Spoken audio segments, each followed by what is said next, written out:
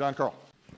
Mr. President, does it give you any pause to see this deal praised by Syrian dictator Assad as a great victory for Iran, and yet our closest ally in the Middle East calls it a mistake of historic proportions? Let me answer the question that you asked. It does not give me pause. Assad or others in Tehran may be trying to spin the deal. I do expect the debate to be based on facts and not speculation. There are legitimate, real concerns here. What is your preferred alternative? Some alternative to present. And I haven't heard that. Well, they too bear a responsibility, and that is to tell people what the better alternative is. You said under no circumstances should we relieve pressure. Yes, and I use the phrase as long as possible. That tells you that somebody's not paying attention. That undeclared site we're concerned about. We see something suspicious. For the fact that it may take 24 days to finally get access to the site, this is not something you hide in a closet. This is not something you put on a dolly and kind of wheel off somewhere. Carol Lee.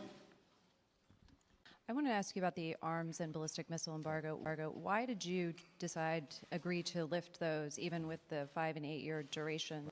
Under the terms of the original UN resolution, an agreement was arrived at that gave the international community assurance Iran didn't have a nuclear weapon.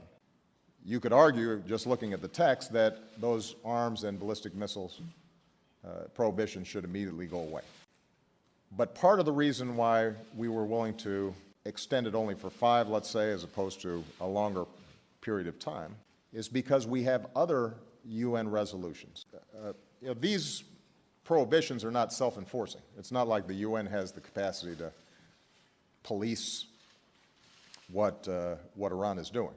I think my key goal when I turn over the keys to the president, the next president, we are on track to defeat ISIL, process to resolve the civil war in Syria, which is like an open sore in the region, an environment in which Sunni, Shia, and Kurd are starting to operate and function more effectively.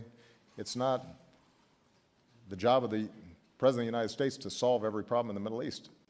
Provide that next president at least a foundation. We have not, and I don't anticipate any time in the near future, restored normal diplomatic relations with Iran. And so I do not foresee a formal set of agreements with Iran in terms of how we're conducting our counter-ISIL campaign. Where can we appropriately at least deconflict? As you well know, there are 4 Americans in Iran, 3 held on trumped-up charges according to your administration, 1 whereabouts unknown. Why you are content with all the fanfare around this deal to leave the conscience of this nation and the strength of this nation unaccounted for? And last week, the chairman of the Joint Chiefs of Staff said under no circumstances should there be any relief for Iran in terms of ballistic missiles or conventional weapons. It is perceived that that was a last-minute capitulation in these negotiations. Many in the Pentagon feel you've left the chairman of the Joint Chiefs of Staff hung out to dry. The notion that I'm content as I celebrate with American citizens languishing in Iranian jails? Major, that's nonsense.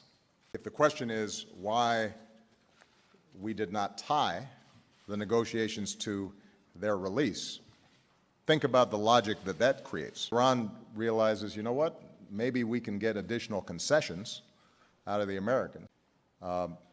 With respect to the chairman's testimony, we are not taking the pressure off Iran with respect to arms and with respect to ballistic missiles. Keep in place for 5 years the arms embargo under this particular new UN resolution. Not only do we maintain the 8 years on the